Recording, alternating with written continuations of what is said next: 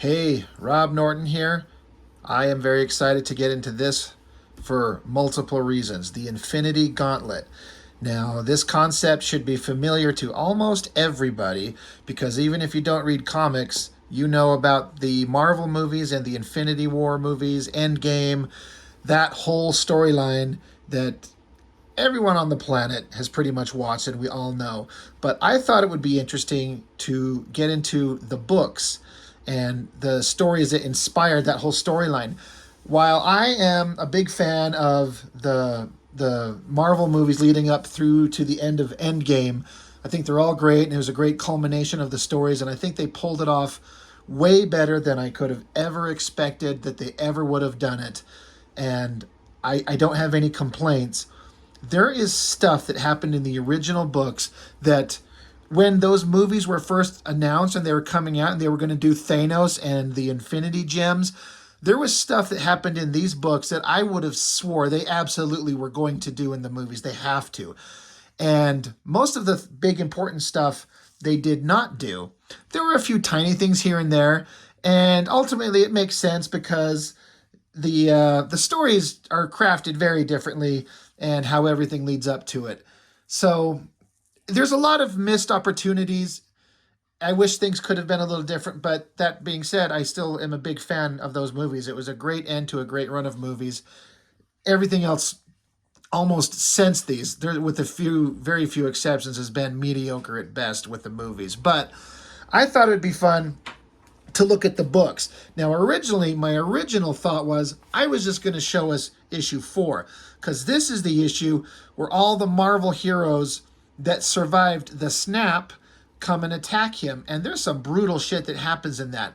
But as I was thinking about it and started looking at the books, I decided, you know what? I kind of want to go over them all because there is good stuff in all of these.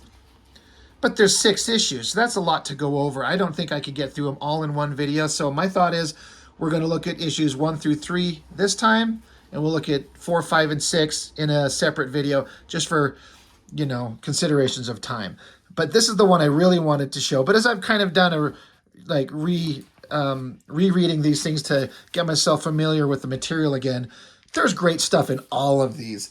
And I think the most important thing, or the most interesting thing, for any of you who are watching this, who've only watched the movies but never seen the books, I think that you will find, most likely you will agree, that there's some stuff in here that's really interesting. And if they could have worked this into the movies, there's some really interesting possibilities that could have happened. And if not, well, at least here's a way to see it. It starts out, so this is obviously the Infinity Gauntlet. I didn't read it, but I believe there was a whole series of books, or at least some mini-series of a storyline called the Infinity Quest, where Thanos went throughout the galaxy collecting the stones, and he got them all, and that's where this picks up. That's why it starts here. He's already got them. So there is some of the buildup that's kind of missing, but this is the important stuff. I really love the text, how it starts out. You can hear Josh Brolin's voice as Thanos in the movies saying this. I'm going to read it to you, but I'm certainly not going to sound as cool as them. There can be no denying it. You are supreme. Anything you wish to be, you are. Anything you wish is. Nothing in this universe dares challenge that claim. There can only be one word to describe you. And here we've got, now, it's actually Mephisto that was saying that. He was saying it to Thanos. But God formed out of the material of the planet. What a great way to open the book with that text and this big double-page spread. So you got the writers Jim Starlin and George Perez on pencils. He does some amazing work. He is so good at showing this massive battle that ends up happening, but the build-up to it all is really great.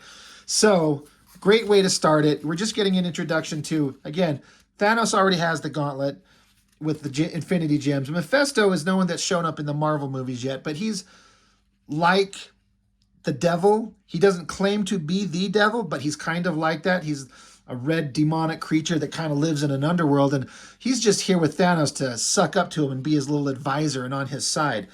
Thanos is a little annoyed by him. He's telling him he can fall silent. So they're just kind of it starts out with Mephisto talking with Thanos, and he's just kind of, Thanos is just taking in the reality he exists in now. He can do anything. He has power over anything and everything. In fact, I think the power level he has in the comics feels like it's even more powerful than as portrayed in the movies, though it's pretty dang close.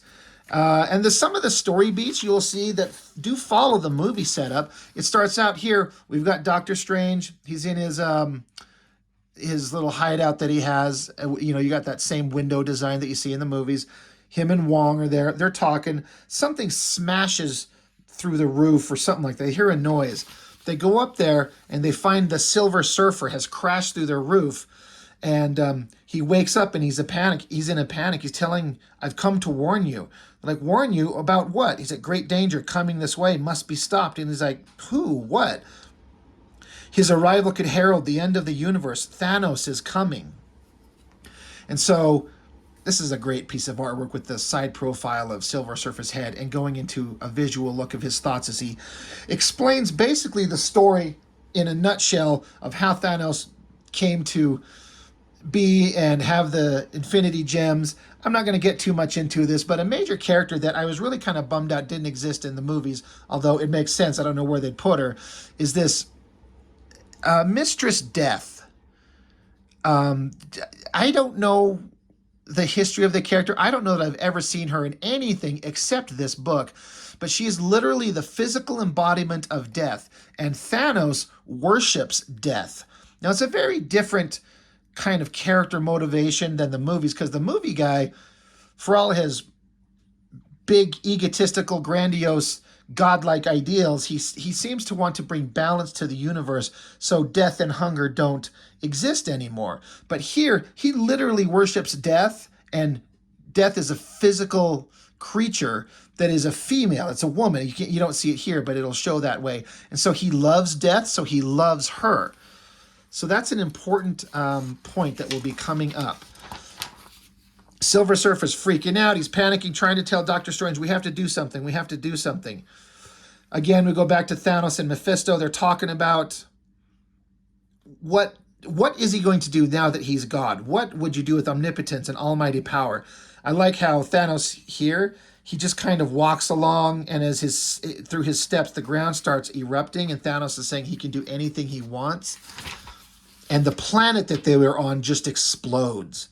That's the power that he has. Anything he wants to do, he can. Now they're just floating around in space. Again, he's pondering his possibilities. There's a lot of buildup. He also gets lost in his thoughts about the things that could come after him, the choices he's going to have to make, talking about the reality stone, soul, mind, power, time, reality, and space. All together, he's got literally the power of a god. Crazy artwork showing how the laws of nature no longer bind him. He can bend the very fabric of reality. He is all and all there is, and sorry, let me reread that. He is all, and all there is now his to command. Thanos is now mightier than death herself, more powerful than any force in the universe. There is a little side story that I'm not going to get into it. It's also ultimately building up to the introduction of another major character that we'll get into in the book. And back here, Silver Surfer is explaining what he endured while trying to stop Thanos from gathering the Infinity Gems. And obviously he failed. This whole story is just going on there, talking about all that. I'm not going to get too much into that. But Thanos appears... He comes back to face Mistress Death. Mistress Death, my love, I have returned. And he's gathered the Infinity Gems, and he hopes that she's pleased, and she's not. And Mephisto, he's kind of always whispering in his ear, it's like, my lord, you're God, you don't deserve that kind of treatment. And Thanos is like, yeah, I don't deserve to be treated that way. More on that little side story that's building up to the introduction of another character. Not going to get into it. We'll just deal with it when the character actually shows up. So it just keeps going on where Thanos doesn't understand why Death is just ignoring him. He's like, I did everything that I asked you asked of me. He's like, I had to become a supreme being to be your equal.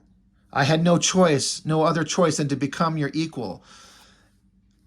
And she is just not hearing it. She's not having it. And Thanos is getting pissed. He's like, I did everything you wanted. I love you. Why do you ignore me? So he's like, you know what? Shrines should be built to her. He's like, yes, a shrine. So he reshapes the place that they were at into this great, I love the design. It's a monument to death. There's her with her human face, her skull face. It's a giant throne, a place where they can observe and rule the universe from here. 2 thrones for them to sit in. In the depths of the eternal night, you and I are queen and king. Our domain will be the universe. And he shows her, I give you all that is. And she still says nothing and walks away. And she's like, Thanos says, still she spurns me. Mephisto says here, perhaps it is because she does not yet realize the true stagnant depths of your black soul is capable of achieving, which is a funny way of putting that. What do you mean? Mistress Death is a dark spirit.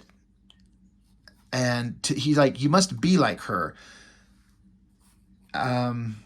Sorry, I'm trying to read some of this text so I can make sure I explain it correctly. But he's just basically trying to understand why she will not pay attention to him. So this is another interesting component that I thought would be good if they had it a more significant part in the story in the movies. This is Nebula. Thanos' greatest creation. Let me introduce you to Nebula, my granddaughter. At least that's what she claims to be. So I took her at her word and made her my own. And he changed her from a vigorous, healthy young thing to this rotting corpse that stands before you. So can you imagine in the movies if Thanos did this to the Nebula that we know in the movies? Because she was ultimately kind of a secondary character in the movies, even though she is the daughter of Thanos. But he took her and just made her this rotting corpse as a trophy to show death. She's just this horrible mutated thing. You can understand why Nebula hates Thanos. And this will play a point into the story as it goes along towards the end of the series. But I just thought this would have been an interesting thing to throw into the movies. But again, where do you fit all of this in? He keeps trying to well, look what I've done. I've made this shrine to you. I've given you the universe. I've created a trophy of walking death. Aren't I great? Don't I just match you? And she just doesn't respond. This guy that walks around, he's basically, I think he's like the voice of death. He speaks her thoughts. And so Thanos gets sick of it and just vaporizes him and said, you will speak to me directly or not at all. And he's just getting more and more mad. He's like, what have I done to deserve such rejection? And so Mephisto says, perhaps it is what you haven't done that riles the maiden. Of course. As it was explained earlier in the story, I probably skipped over it, but Death asked Thanos, because she resurrected him he was killed, because he's been a long established character. He was dead. She resurrected him from death and told him to eliminate half the life in the universe. And to do that, he acquired the Infinity Gems. But he hasn't done that yet. He's like, right, she told me to do that, and it's a task I have yet to complete. How inconsiderate of me. My behavior has been inexcusable. No wonder you've been angry with me. A lover should always follow through on a vow given. He holds up the glove. And just looking at the glove, kind of pondering, walks to the edge of this shrine, holds his hand up to space. And Mephisto here, he's really going to do it. And as you see, his hand, the fingers go together and snap. You can just even hear that sound effect from the movies. I hear it that instant when he did it in front of Thor in the movies. Boom, he does it right there, snap. Cut to Earth, there's Spider-Man, and he's suddenly jostled like a wave of vertigo. His spider sense is just going hyper crazy. He doesn't know what the hell is going on. He looks down onto this crowd of people. You flip over to the next page, half the people are gone. Some dude's like, hey, his buddy's gone. A woman is sitting here. Her baby has vanished. He's like, what the hell? Something's going on. Something's happening all over the city. He's like, oh, shit. He goes to find Mary Jane. Cut to Captain America in Avengers headquarters. He's talking with all his homies. They're sitting around doing cool Avengers shit. And suddenly, a couple of them just disappear. Hawkeye and Circe, and Captain America's having a little bit of a panic. Go to a SHIELD helicarrier, basically in frickin' orbit. You'd think a helicopter couldn't go that high. They're talking, doing awesome SHIELD shit. And half the human race just up and vanishes. Cut to a bar, and you got Hulk having a drink. He's kind of pondering what's going on. He's like, this isn't just happening here. This is happening everywhere. Something's going on. You go to here to the Skrull Empire, the Kree and the Skrull. They're in the comics, and they're involved in this. But of course, half the Skrulls disappear, so they blame the Kree. It must be the Kree, so time to go to war. Cut back to Silver Surfer with Doctor Strange, and Silver Surfer is feeling the death of everyone. Billions upon billions of people are just dying. They're just blinking out of existence. Wong disappears, and Surfer's he's just feeling this. It's just unbearable. He can barely handle it. The Silver Surfer, unfortunately, has not been portrayed in any of the Marvel movies, even remotely close to how awesome he should be. But he's incredibly, incredibly powerful. But he's feeling the pain of everyone dying. Here we see, this is Thanos' brother, a character they introduced, I think, at the end of the Eternals movie, that god-awful movie. So if you didn't see it, I don't blame you. But they realize something is going on here. This is Drax. Drax is a very different character in the comics than he is in the movies. But they know something horrible is going on, and Thanos is doing it. Cut back to, again, that same stupid storyline that was going on. Who cares about that? But basically, there's this otherworldly cocoon that formed. Something is inside that's important. So that is issue 1. Good setup. Interested in it. Issue 2. You got Captain America with his hand on his head, like a sense of like urgency, and that's what you would feel after reading that first issue. Half of everyone has just vanished, and they're just only able to sit back and watch what goes on. So, what's going on in issue 2? Now, this is actually, interestingly enough, when this whole comic series started, I never had issue 1 for years. This issue 2 is how I started reading the story. So I just kind of had to absorb and pick up what was going on from issue 1, because I actually never had it for a long time. So this is where I started. But it starts with Thanos. He'd done his cool thing. He killed half of everyone in the universe. Now, this is another thing coming up here that I think could have been shown in the movies a little bit better. Like, when you kill half of everyone on the planet, there's shit that's going to happen that's going to cause like collateral death beyond just the people just disappearing. For example, how about an airplane? Like, this is She-Hulk. She's looking in the air, and a plane is just falling out of the sky, and it just belly flopped on the streets of Manhattan or in New York. And then, like, you don't think about things like that. People just disappear from aircraft. Like, airplanes would just fall from the sky. And they're saying how in the text, like, it was a lucky landing. Like, it basically landed intact. Now, if you know anything about airplanes, if the pilots disappeared and the plane just fell from the sky, there's no way it's going to, like, gently belly flop onto the ground. It makes for an amazing visual. This was a great image. I remember when I read this. And what a great, like, shocking thing here. Like, the Avengers are on the job. She-Hulk is ripping the door off. Vision's, getting around there to see what's going on. Thor, they're trying to help rescue people, but they're recognizing this is a big panic that's going on. But this plane would be just a smoking hole in the ground. It wouldn't be existing as a plane, but that's fine. There's a secondary character here that we really don't give a shit about. His name's Quasar. He's got these things that he wears on his wrist that are cosmically powerful. He's like a space cop in a way, something to that effect. He ends up being profoundly uninteresting and not very important to the story, but because he's such a powerful character, they have to at least address him.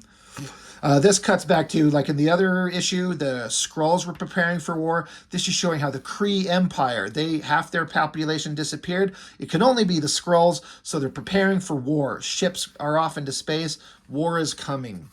So the universe is delving into just horrible chaos. Back to Doctor Strange. Surfer's kind of passed out. They're talking amongst themselves of what are they going to do? They don't even know where to start.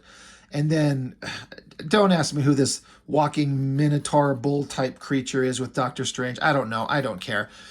But Doctor Strange, he's suddenly like pulled into like his mind is pulled into an other dimensional world where there's this glowing character saying, "Hey, shit's going down. Thanos has the Infinity Gauntlet. I'm coming to help you.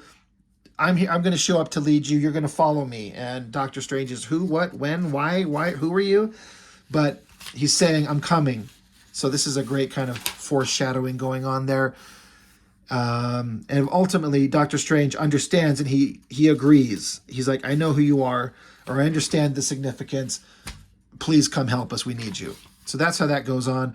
And again, the Marvel Universe, everyone has to be addressed. Doctor Doom, he notices something horrible's going on, and he's going to get involved. It's a shame that none of the current Marvel movies, the Fantastic Four movies, even came close to showing how awesome Doctor Doom can be. It's kind of hard when you got a name like Doctor Doom. It's pretty cheesy. It works in comics, but I don't know how you could say that in a real movie and not laugh. It's going to take a deft touch to get him right, but if they can, he would be fantastic. But Doctor Doom, something's going on, and he thinks the Earth belongs to him, and someone fucked with Earth, so you do not tamper with that which belongs to Doctor Doom. Back to this again. This is Thanos' brother. This is Drax and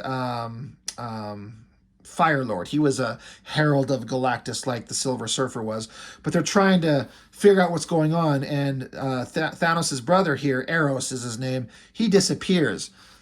Thanos transported his brother here, and that's what Eros goes from sitting here to boom, he's face to face with Thanos and the Infinity Gauntlet, and he's noticing that just off the side of Thanos is basically the devil. He's like, where the hell am I? This sucks. He realized that he's got Mistress Death there, and he sees Nebula, this walking, rotting corpse, around this shrine, and they're brothers, so they're talking about what's going on, why their father isn't there, and Thanos is like, our father is not invited. Eros has got the ability to speak and manipulate your emotions to get you to do what he wants, so he tries to do that. Thanos is not having that shit. He's like, don't try that with me. Try it without a mouth, and he just removes his mouth. Crazy. As he says here, that is how it shall be with all things that irritate proud Thanos. Annoyances will simply cease to be. So we're back with the Marvel heroes, and it's listing everybody who's disappeared, all the heroes that had vanished in the snap. Angel, Beast, Black Cat, Black Panther, Daredevil's gone, Hawkeye, all of the Fantastic Four. You got Johnny Storm, Mr. Fantastic, the Invisible Woman, and Thing. It's interesting that they eliminated the Fantastic Four completely, considering the significance of those characters. Most of Alpha Flight, but who cares? So they're all sitting around trying to figure out what to do. They haven't received word on Excalibur or X-Men. They don't know what's going on. They're trying to figure out what are they going to do. We cut to Asgard, Thor's father, Odin. Again, if you know the movies, you know these guys. This is Asgard, and there's a galactic catastrophe unfolding. He's Odin, and he's called together the Sky Fathers. You got Zeus of Olympus, a Mayan god, Osiris of Egypt, a Celtic god, Manitou, the American Indian spirit, a Russian god, and an Aztec deity. They've all gathered together saying that whatever's going on, we are the Sky Fathers, we are the lords of the universe. We need to go stop this, whatever is going on. We may have been enemies before, but now we are united in common cause. And they're all together. We are with you, Odin. They're going to go stop Thanos. Cut back to Quasar getting involved. Who cares? Cut back to this little guy. Who cares? It's not important in the grand scheme of the story. But this little guy, it was watching over that cocoon that was shown at the end of the previous issue. It's exploded open. He's like, where are you going? He's like, after Thanos. Oh, great. Back to the Silver Surfer. He wakes up from being unconscious, and Doctor Doom has arrived at Doctor Strange's home and basically screwed up everything, attacked him, has got Doctor Strange in custody. Silver Surfer is telling him to back off, but Doom shoots away Silver Surfer. The Surfer's not at full strength. So Doom, being a dick, doesn't know what's going on. Doctor Strange is too beat down and distracted when suddenly, exploding through the roof, Adam Warlock. Now again, this is a character that has not been introduced in the Marvel movies. He is coming up in the next Guardians of the Galaxy movie, so you will see him But it's unfortunate because he is a major character in this story, and they're introducing him after the whole Infinity War thing is done in the movies. Again, where do you fit him in? How? Why? You would have had to introduce him way a long time ago. So it makes sense not to have him there, but he's interesting enough in the comic story. So he shows up to. We're gonna figure out what we're gonna do about Thanos. Cut back to Thanos. He's back on his shrine. He's just manipulating reality, torturing his brother and his daughter, his granddaughter. I think it's his granddaughter in the comics, but daughter in the movies. But they're noticing that Mistress Death just does not give a shit. But Thanos, he's just getting more and more deranged. So that's one thing about this version in the comics. Thanos was a more egotistical, deranged lunatic. In the movies, Thanos was a very interesting character. Like, you really were kind of invested in him as a character by the end of that first movie. At least I was. I think everyone else I know was the same.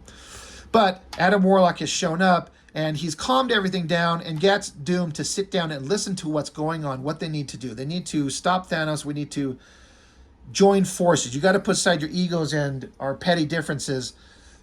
We have to do this together, and Doom is considering it.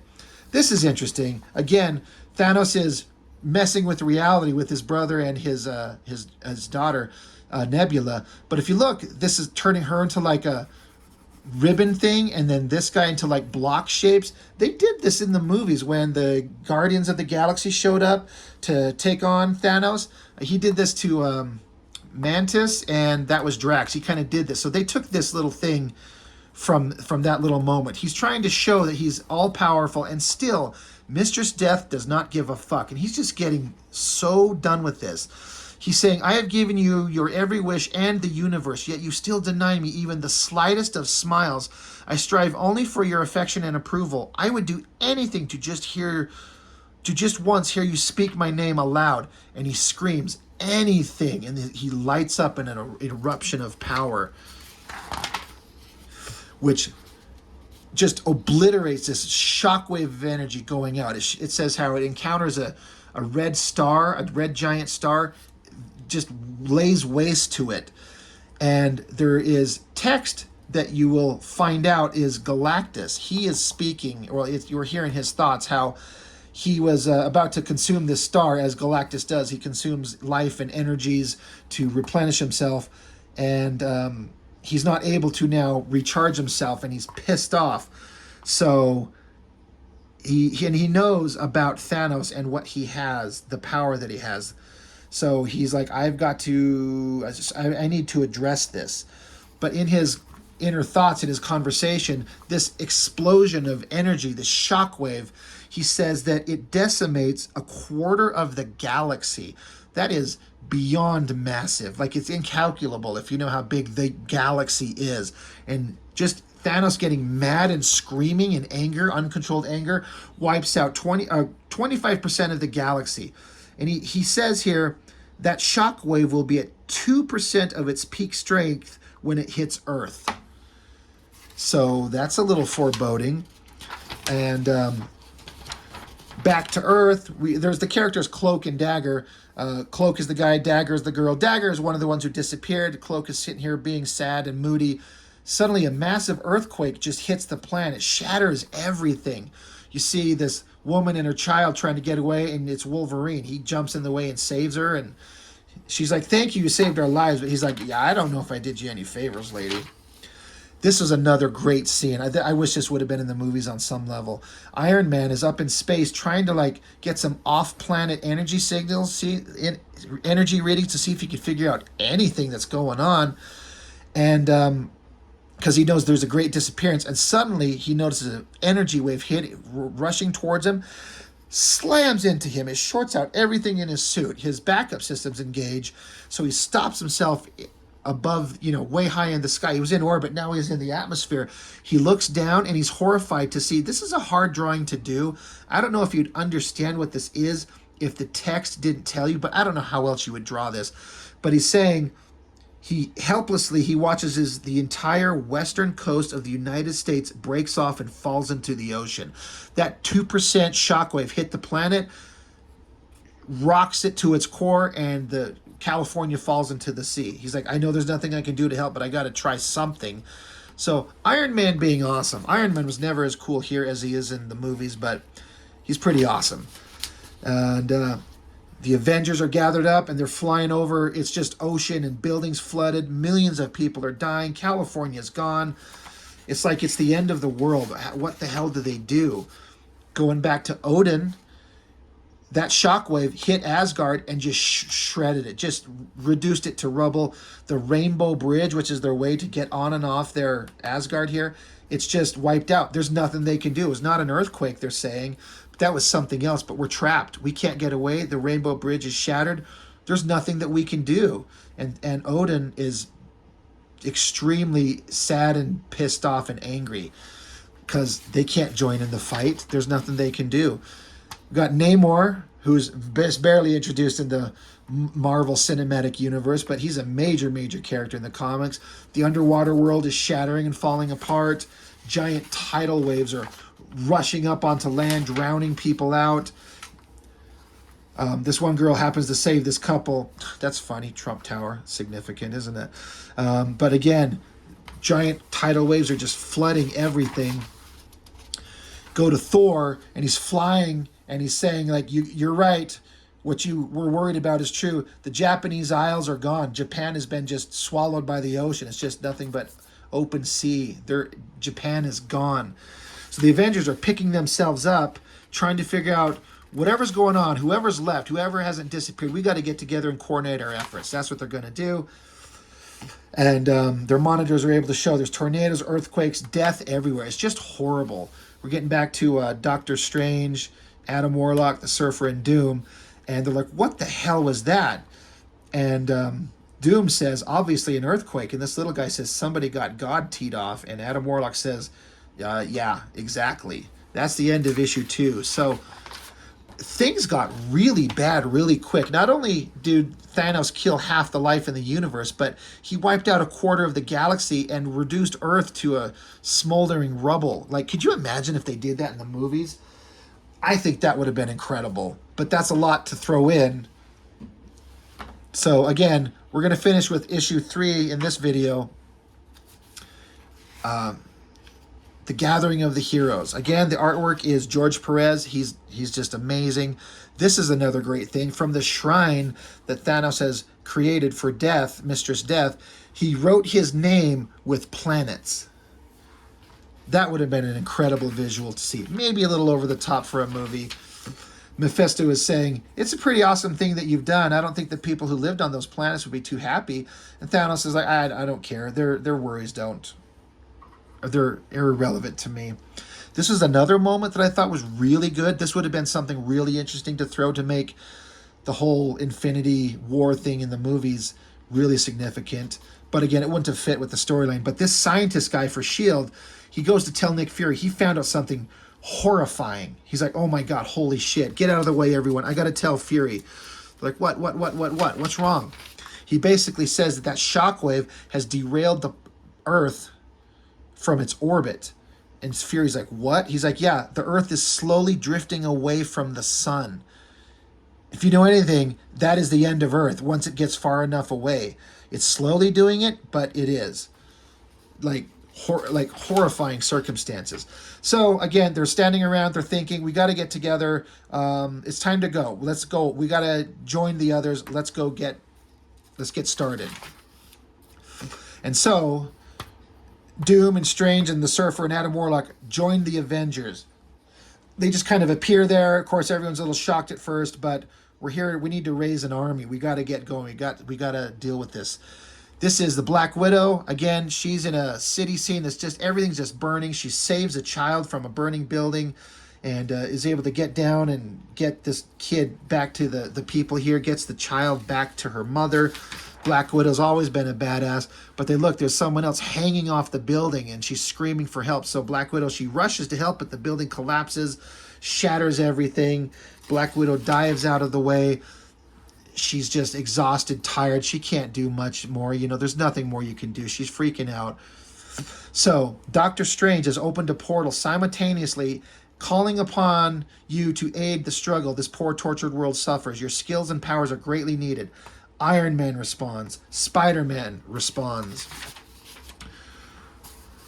Wolverine, Drax, Firelord, Nova, who's super boring, Namor, Cloak, Cyclops from X-Men, Vision and Scarlet Witch. That's interesting. And but Doctor Strange says he's having a problem here. The Hulk doesn't want to join. He doesn't want to come. And they're like, well, why? And Iron Man says he's angry with the Avengers for turning their backs on him all these years. He was one of our founding members. And Captain America says, and he can be again now that he's reformed. And so Hulk says, that's good enough for now. We'll work out the particulars later. So he joins up. The little army is complete. There's a little bit of back and forth, like, who's this Adam Warlock guy? Why is he in charge? Like, he just is. Don't worry about it. And Doom wants to lead the assault force, and no one trusts him. Wolverine's like, there ain't no way Doom's going to run anything. So they come to understanding, and Doctor Strange and Adam Warlock, they have to go off and go do something else. They have to take off for a minute. Where are they going? To a distant corner of the galaxy. And Spider-Man's like, what? This was interesting. They decided to throw in like a single page of Moon Knight, because who the hell gives a fuck about Moon Knight? But he's in there. We got to address him. He's watching basically, look at, this is New York burning. It's just on fire. It's nuts. Let's keep going.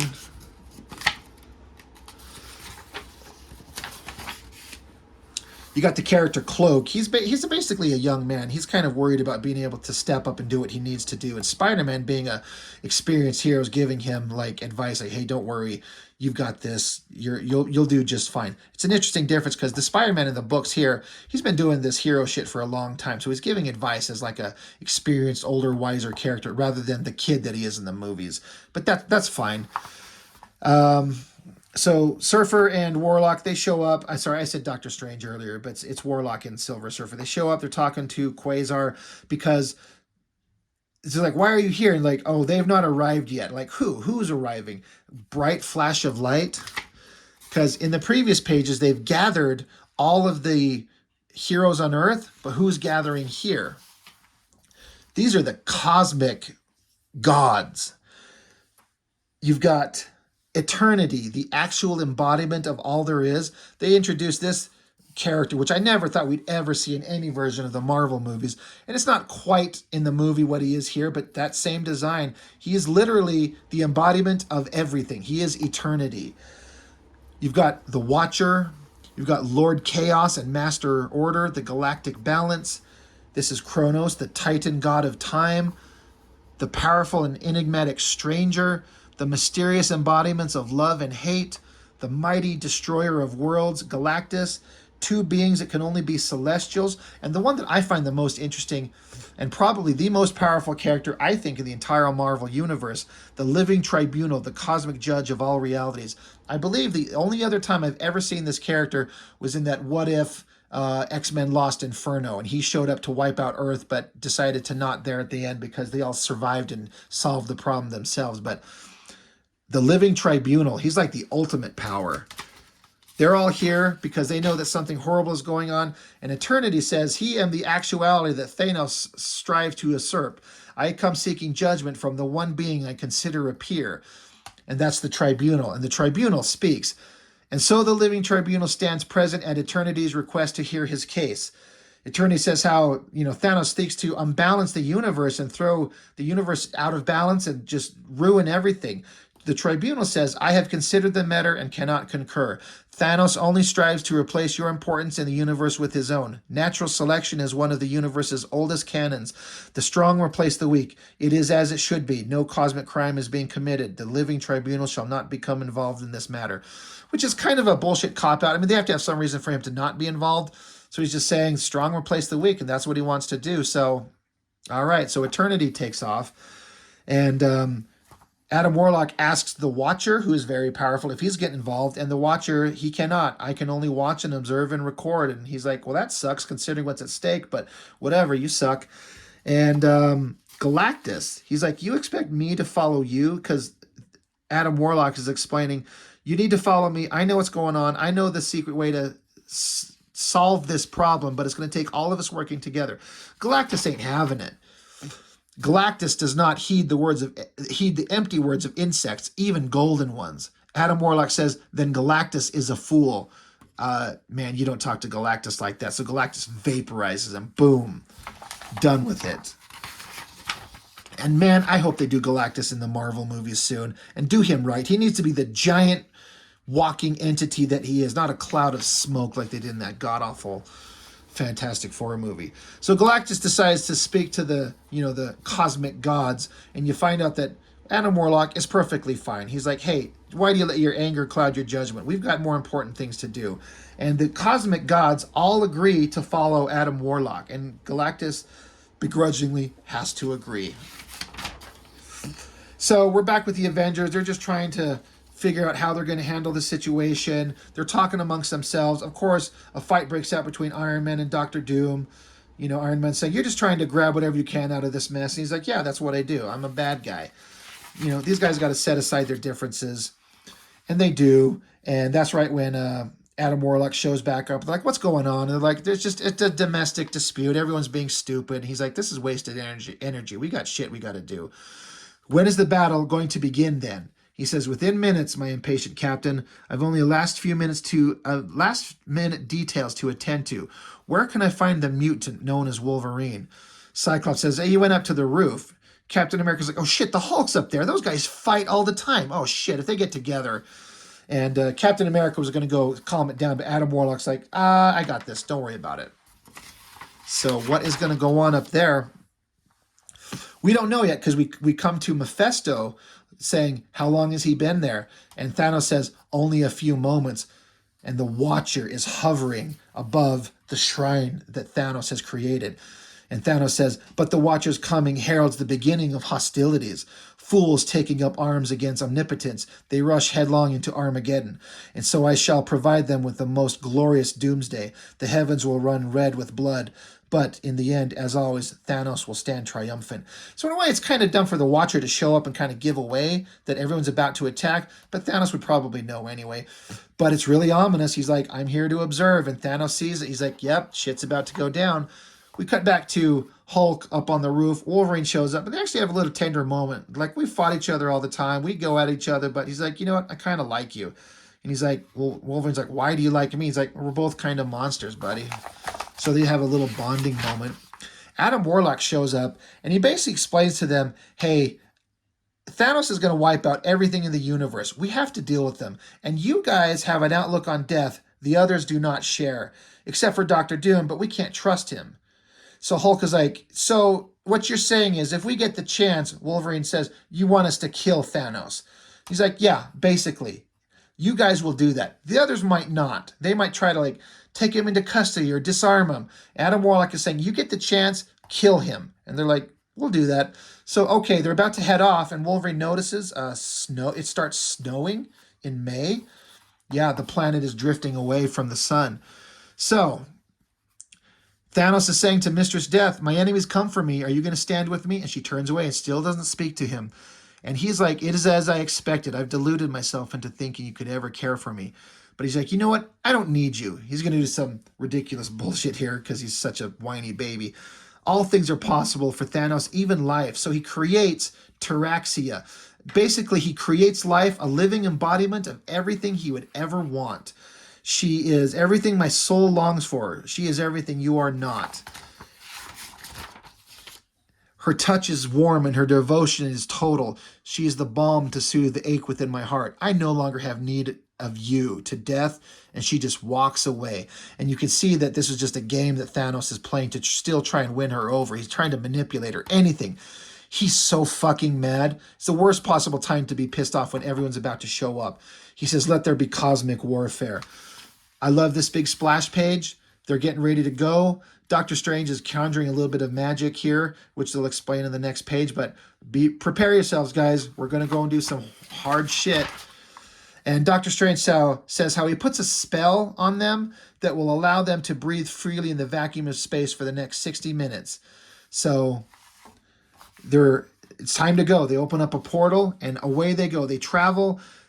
Adam Warlock and the Surfer, they travel to a specific separate spot in space, a light year away. And Adam Warlock says, Thanos is off in that direction. Can you see him with your far-ranging vision? And Surfer says, yeah, he's looking our way. And Surfer says, I should be with the guys. I should be joining the fight. And Adam Warlock says, only at the right moment. I need your strength for something else. Don't worry. This is all part of the plan. So the heroes, they all get ready. On your mark, get ready, get set, go. They're all prepping their weapons. They dive into the portal. Big flash of light. And here, the big shrine that Thanos has, he's standing on it. He knows they're coming. He's not worried in the slightest. The heroes jump out, ready to go into battle. You can see the flying guys coming out here. Some of the other heroes have teleported down here. Wolverine, Hulk, Spider-Man, they're down here. They all come out of these various portals. And battle is about to happen. Conflict on the far side of the galaxy. That is the end of issue 3. I couldn't tell you how much I was excited with the buildup of this. Those 3 issues, I could not wait for issue 4. And like I said, issue 4 is what I wanted to show, but we're 45 minutes into this. I'm surprised if anyone's going to be watching this that long. But the battle will continue. We'll do that in a separate video. We'll do issues 4, 5, and 6, where the war, the Infinity Gauntlet conclusion comes to a head in these issues. And I think it's a great story, and it wraps up. This is like one of the most perfectly crafted giant event comics I'd ever read. Can't wait to get to that one, but we'll get to it in a separate video. So that's all I have for now. Thank you for joining me, and we'll see you in the next one.